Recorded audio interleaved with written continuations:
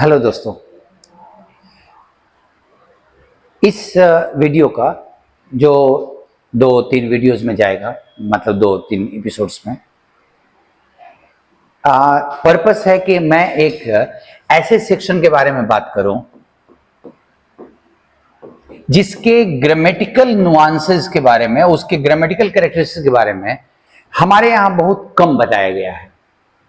हमारे बुक्स में भी बहुत कम उसका डिस्कशन होता है। इसीलिए कभी अगर वो कभी उसके कॉम्प्लिकेटेड स्ट्रक्चर का अगर यूज दिखाई पड़ता है तो हम उसको परेशान होते हैं। अभी आप इसी को, इसके सारे कंफ्यूजन्स इन इस सीरीज में मैं इन्फिनेटिव को लेके एकदम स्टार्टिंग से लेके आपके अंतिम लेवल तक जितना उसका इंफॉर्मेशन होता है मैं आपको प्रोवाइड करने की कोशिश कर रहा हूं। और ये बहुत चैलेंजिंग पार्ट होगा, बहुत इंटरेस्टिंग पार्ट है। प्रेजेंटेशन कैसे करना है उसको मैं बहुत कंफ्यूज हूं कि मैं क्या लिखूं अभी कि आपको समझ में आए। आप बस कोशिश करो कि आप समझोगे। जिस ग्रुप से ये बिलोंग करता है इसमें 3 अलग अलग कैटेगरी के वर्ड्स होते हैं, एक जेरेंड, एक पार्टिसिपल और तीसरा इन्फिनेटिव। इसको हम लोग नॉन फाइनाइट वर्ब बोलते हैं, नॉन फाइनाइट। अब नॉन फाइनाइट को हम लोग इसीलिए नॉन फाइनाइट बोलते हैं क्योंकि ये किसी टेंस से गाइड नहीं होता, मतलब ये समय से गाइड नहीं होता और इसके स्ट्रक्चर्स बंधे होते हैं। हालांकि मैं ऐसे नहीं बोल सकता कि ये समय से गाइड नहीं होता, क्योंकि इसके फॉर्म का जब आप यूज करते हो तो बिना किसी समय को देखे हुए आप इसके कौन से फॉर्म का यूज होगा ये नहीं हो सकता। बट उसको मुझे डिस्कस करना है। बट आप ध्यान रखिएगा कि ये अपने स्ट्रक्चर्स में फिक्स्ड होते हैं और दूसरा कि ये अपने उस सेंटेंस में जो एक finite verb, that is what you call principal verb, उसको देखते हुए इनको इस्तेमाल किया जाता है। उस प्रिंसिपल वर्ब को उसके साथ इन्फिनेटिव आना चाहिए और टाइम भी देखते हुए। अभी अगर आप ध्यान दो तो मैं आपको बोलूं कि इन्फिनेटिव के अगर स्ट्रक्चर्स की मैं बात करूं तो आप अभी ध्यान दीजिए कि इन्फिनेटिव के इतने स्ट्रक्चर्स होते हैं और इसको आप जरा देखिए।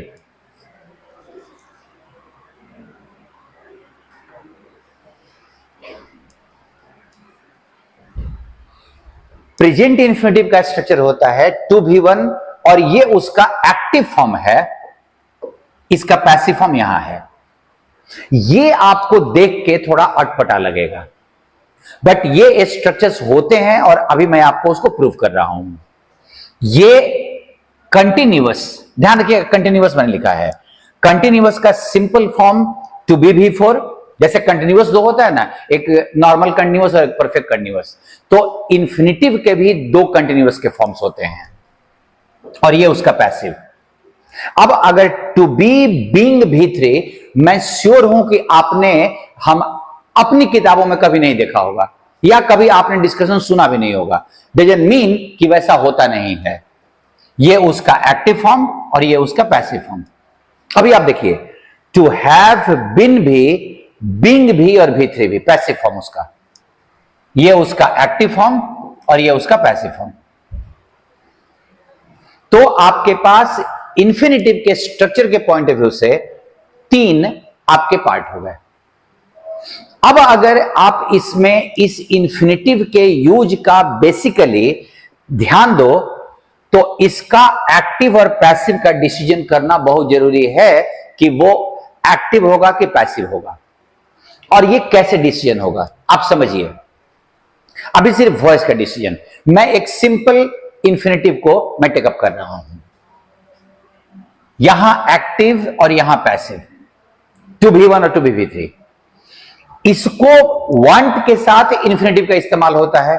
अगर मेरे को कोई और नॉन फाइनाइट वर्ब लगाना तो इन्फिनेटिव का इस्तेमाल होता है। वही मैंने बोला कि किस वर्ब के साथ पार्टिसिपल यूज, जेरेंड यूज होता है, किस वर्ब के साथ इन्फिनेटिव यूज होता है, ये आपको देखना होगा। और ये वो एक अलग पार्ट है, अलग पार्ट है। किस वर्ब के साथ इन्फिनेटिव आता है बंधा हुआ है, किस वर्ब के साथ जेरेंड आता है वो बंधा हुआ है। जैसे अभी रिसेंटली क्वेश्चन पूछा था, he denied giving me help,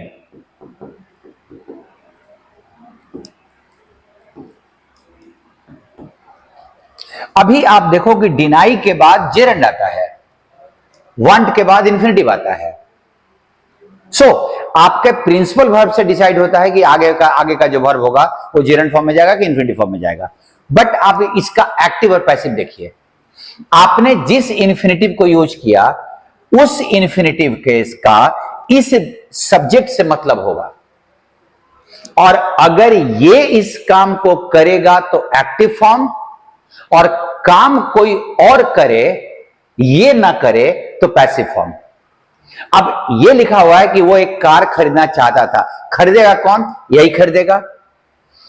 वो चाहता था कि उसको सारे फाइनेंशियल पावर दिए जाएं, वो नहीं देगा, उसको दिए जाएं। वो चाहता था कि उसको लोग फाइनेंशियल पावर दें। इसकी हिंदी जब करनी होगी ना तो याद रखना, इन्फिनिटिव का कोई इक्विवेलेंट हिंदी के ग्रामर में नहीं है, तो आप अपनी अंडरस्टैंडिंग के पॉइंट ऑफ व्यू से जो सेंटेंस का मीनिंग अच्छा लगे आप निकाल लीजिएगा। बट एक्टिव का फॉर्म तब जब ये उसका डूअर हो, और पैसिव का फॉर्म कि वो उसका डूअर मतलब करने वाला ना हो। इसी बेस पे हम इंफिनिटिव का एक्टिव और पैसिव फॉर्म इस्तेमाल करते हैं, और ये तीनों तरह के इंफिनिटिव में ये लागू होता है। अब कंटिन्यूअस में इंफिनिटिव का इस्तेमाल करना, दैट इज जो मैंने आपको भी कहा, टू बी V4, ये दो सेंटेंस का मिला जुला रूप होता है। जैसे मैं आपको देखूं, जैसे एक सेंटेंस देखो, मैंने दोनों तरह के स्ट्रक्चर्स लिखे हैं, एक्टिव भी और पैसिव भी। और अगर आप वॉइस को देखो तो ऐसा लगता है, क्योंकि अपीयर को कभी हम लोग पैसिव में नहीं इस्तेमाल करते।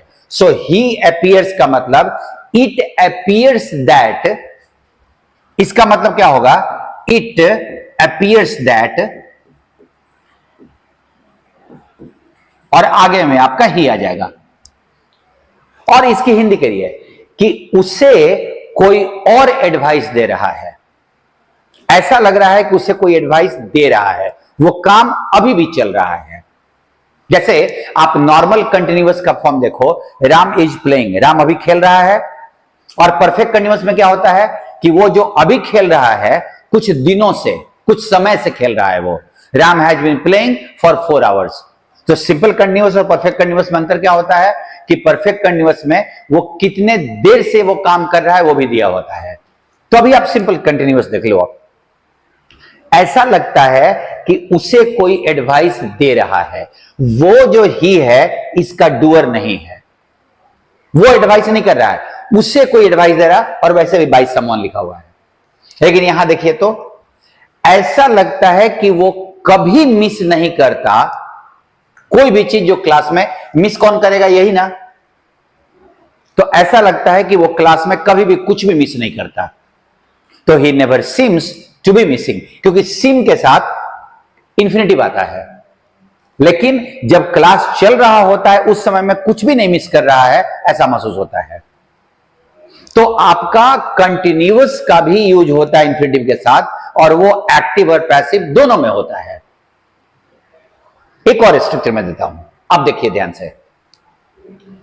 ही लुक्स टायर्ड, वो थका हुआ दिख रहा है। ही सिम्स, सिम के बाद इंफिनिटिव आएगा। To have been playing for long, देखो तो बहुत लंबे समय से खेल रहा है। लंबे समय से महसूस नहीं हो रहा है, महसूस मुझे अभी हो रहा है, लेकिन वो जो खेल रहा है वो लंबे समय से खेल रहा है, ऐसा लगता है। It seems that he has been playing for long. तो आपका टू हैव बीन प्लेइंग ये इंफिनिटिव के कंटिन्यूअस का परफेक्ट फॉर्म हो गया। अब एक सेंटेंस देखिए यहां पे, ही इज टोल्ड का मतलब it is told that he have been being provoked.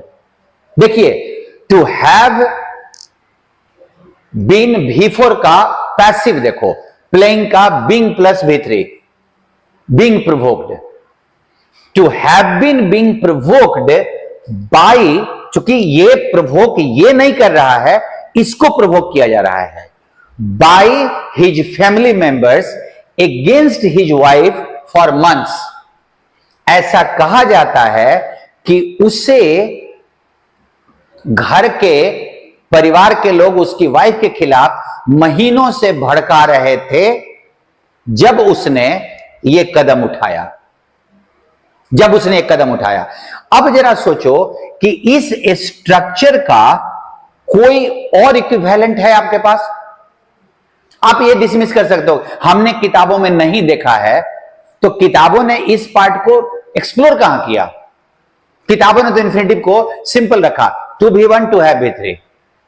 Continuous को कभी उन्होंने देखा, मतलब उन्होंने कभी डिस्कशन ही नहीं किया, और परफेक्ट कंटिन्यूअस का तो डिस्कशन आपको मिला ही नहीं होगा। ऐसा लगता है कि उसे बहुत दिनों से भड़काया जा रहा था।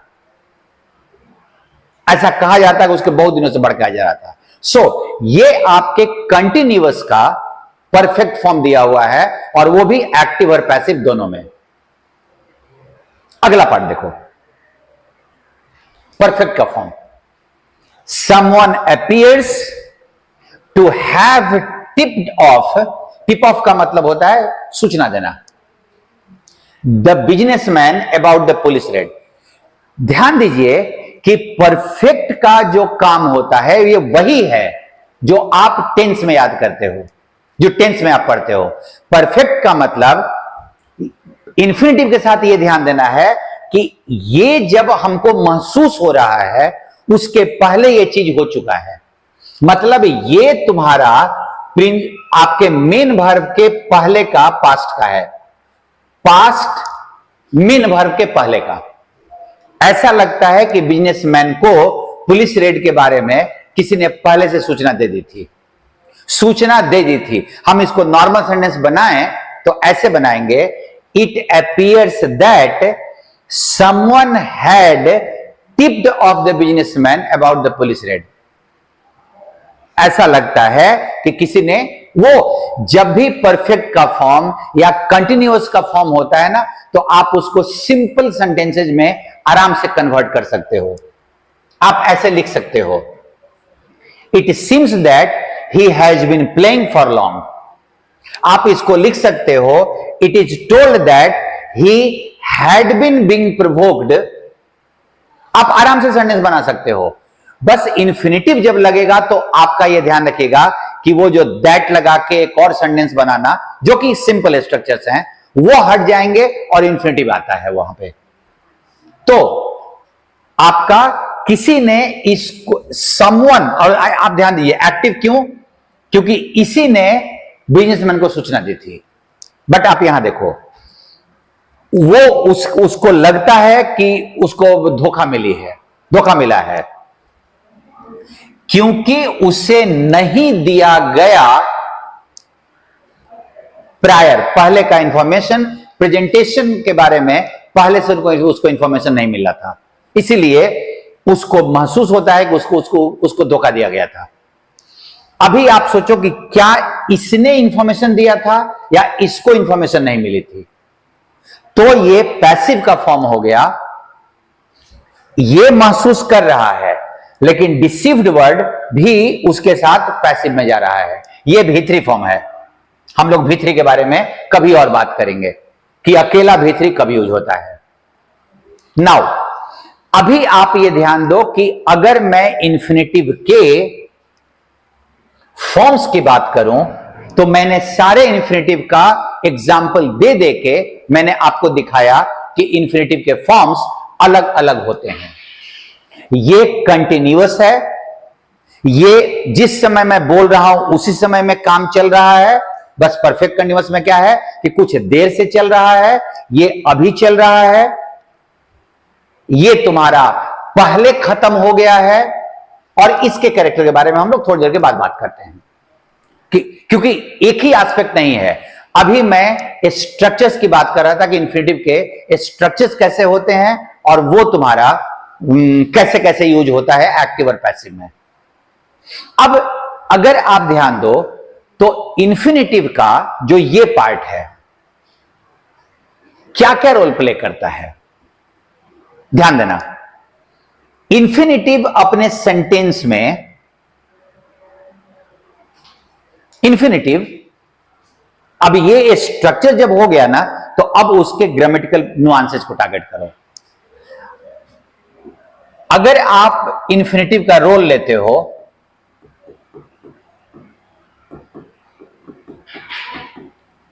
तो इन्फिनेटिव अपने सेंटेंस में 3 काम करता है, या तो नाउन की तरह,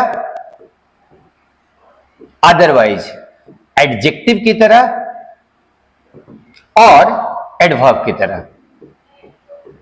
और ग्रामेरियंस बोलते हैं कि जब एडवर्ब होता है ना तो उसको भले ही कंप्लीट सेंटेंस नहीं दिखे लेकिन वो एडवर्बियल क्लॉज, अब उसको बोल देते हैं कि वो इन्फिनेटिव का एडवर्बियल क्लॉज है। वो एडवर्ब का फ्रेज भी होता है तो उसको क्लॉज ही प्रेफर करते हैं, क्लॉज ही बोलना वो सही मानते हैं।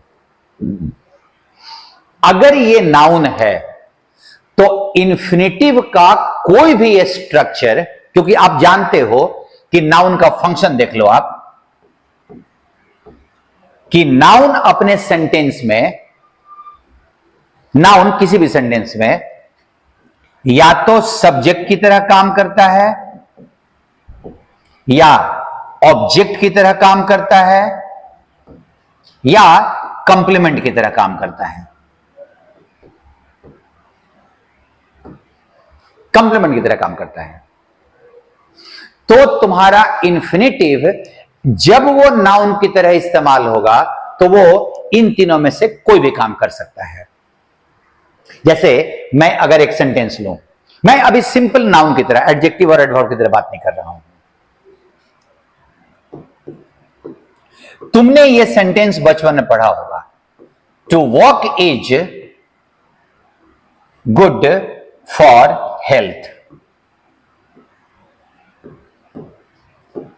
ये बचपन में पढ़ा होगा। इसके जगह पे आपको लोगों ने बोला कि walking is good for health, gerund भी लगा सकते हो, और अगर जेरंड रखे हो तो आप इन्फिनेटिव भी यूज कर सकते हो।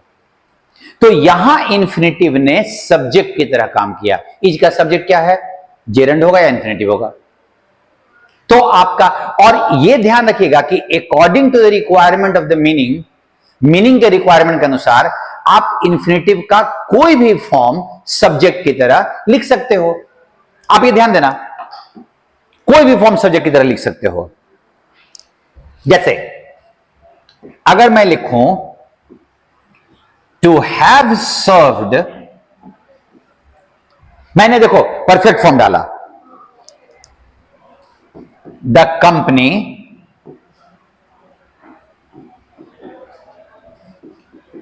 in various roles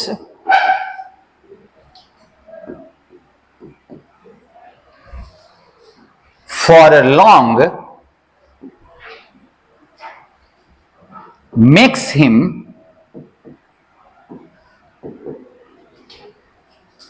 a strong contender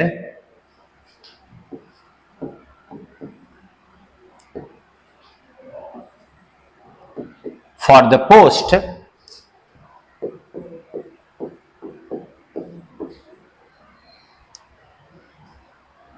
of vice president। तुम अगर ध्यान दो यहां पे तो ये इन्फिनेटिव इस मिक्स का सब्जेक्ट है, क्योंकि मैं कंपनी को नहीं ले सकता क्योंकि वो सर्व का व्हाट का जवाब दे रहा है या होम का जवाब दे रहा है। तो कंपनी इसका ऑब्जेक्ट हो गया, ये रोल इस इन का ऑब्जेक्ट है, फॉर लॉन्ग एक एडवर्ब हो गया, तो आपके इस मिक्स का सब्जेक्ट यहां आ गया। तो मैं यही बोल रहा था कि वो सब्जेक्ट की तरह इन्फिनेटिव का कोई भी फॉर्म वहां यूज किया जा सकता है। गेटिंग? सो आपका ये सब्जेक्ट की तरह आपका इन्फिनेटिव का यूज हो गया। अब अगर आप इसको देखो, आई वॉन्ट टू गो, तो आप जरा टू गो पे टारगेट करो। तो अगर मैं तुमको बोलूं आई वॉन्ट अ पेन, तो तुमको अ पेन आराम से एक ऑब्जेक्ट दिखाई पड़ेगा। क्यों? क्योंकि वो वांट के व्हाट का जवाब दे रहा है। लेकिन तुम्हारा क्या ये टू गो वांट के व्हाट का जवाब दे रहा है कि नहीं दे रहा है? I want what to go. तो तुम्हारा यहां पे इस वर्ब का ऑब्जेक्ट हो गया। हां, ऑब्जेक्ट दो चीजों का होता है, एक वर्ब का और एक प्रीपोजिशन का। लेकिन अगर प्रीपोजिशन का ऑब्जेक्ट बनाना हो तो इन्फिनिटिव नहीं बनता, जेरंड बनता है। प्रीपोजिशन का ऑब्जेक्ट जेरंड होता है, इसलिए प्रीपोजिशन के बाद इन टू भी वन नहीं आता या उसका कोई फॉर्म नहीं आता, आईएनजी का फॉर्म आता है। सो वर्ब के ऑब्जेक्ट के रूप में, वर्ब के ऑब्जेक्ट के रूप में आप आराम से उसका इन्फिनिटिव का इस्तेमाल कर सकते हो। He seems to be ill अगर मैं लिखूं तो ये सीम्स यहां एक लिंकिंग वर्ब है, इंट्रांजिटिव तुम उसको बोल सकते हो। उसका ऑब्जेक्ट नहीं आया है, ये उसका कंप्लीमेंट है, कंप्लीमेंट है। और हमने जितने जगह पे सिम्स या अपीयर्स के बाद हमने अगर डाला था डायरेक्ट वर्ब को, तो वो उसका कंप्लीमेंट पार्ट में माना जाएगा। सो अगर ये नाउन की तरह यूज होगा तो सब्जेक्ट की तरह यूज हो सकता है, वर्ब के ऑब्जेक्ट की तरह हो सकता है, या किसी वर्ब के कंप्लीमेंट के तरीके से इस्तेमाल हो सकता है। अब क्वेश्चन बचता है कि आपका जब ये एडजेक्टिव और एडवर्ब की तरह जो यूज होगा तो इसका रोल क्या होता है, इसका रोल कैसा होगा। बट ये ध्यान रखिए कि आपके पास, मैं इसका आपका इसको जो वीडियो मिलेगा उसका अगले वीडियो में आप इसको, मैं एडजेक्टिव और एडवर्ब के रोल की तरह और उसके कुछ और भी पार्ट्स होते हैं, जैसे आपने सुना होगा ना बेयर इन्फिनिटिव, तो वो कंफ्यूजन कहां जाता है वो मैं बताऊंगा। लेकिन आप ये ध्यान रखना, इसके स्ट्रक्चर को समय हमेशा दिमाग में रखना कि ये सब्जेक्ट ऑब्जेक्ट की तरह काम करे। कंटिन्यूअस जब काम होगा तो अपने जो सेंटेंस में मेन वर्ब या प्रिंसिपल वर्ब लगा हुआ है उसी समय में इस काम का भी चलना होगा, तब आप कंटिन्यूअस इस्तेमाल करोगे। अगर ड्यूरेशन है तो परफेक्ट कंटिन्यूअस, अगर सब्जेक्ट डूअर है उसका तो सिंपल, और अगर वो डूअर नहीं है तो पैसिव, मतलब एक्टिव और पैसिव के बाद। और ये जब आप इस्तेमाल करोगे तब जब प्रिंसिपल वर्ब का शुरू होने के पहले ही वो काम खत्म हो जाए। पुलिस ने रेड किया, उसके पहले ही हमको ये सूचना मिल गई थी बिजनेसमैन को। मुझे लगता है कि अगर आपने इसको ध्यान से सुना होगा तो ये कंफ्यूजन कि ऐसा कुछ नहीं होता है। और हमेशा ध्यान रखिएगा कि आप कभी भी इन्फिनिटिव के जो पार्ट होते हैं उसको सिंपल सेंटेंस से आप लिख सकते हैं। और चूंकि आपके ग्रामर में इन्फिनिटिव के पार्ट को बहुत ज्यादा इस लेवल पे नहीं डील किया गया है, इसीलिए आपको सिंपल सेंटेंसेस आप लिख सकते हो, उसको तोड़ के आपको सीखना है इन्फिनिटिव का पार्ट। हम लोग अगले वीडियो में इसके बाकी बचे हुए पार्ट, और जरूरत होगी तो फिर एक और बनाऊंगा, बट एडजेक्टिव, एडवर्ब और बेयर को हम लोगों को डिस्कस करना है। Thank you for listening to me. Thank you सबको।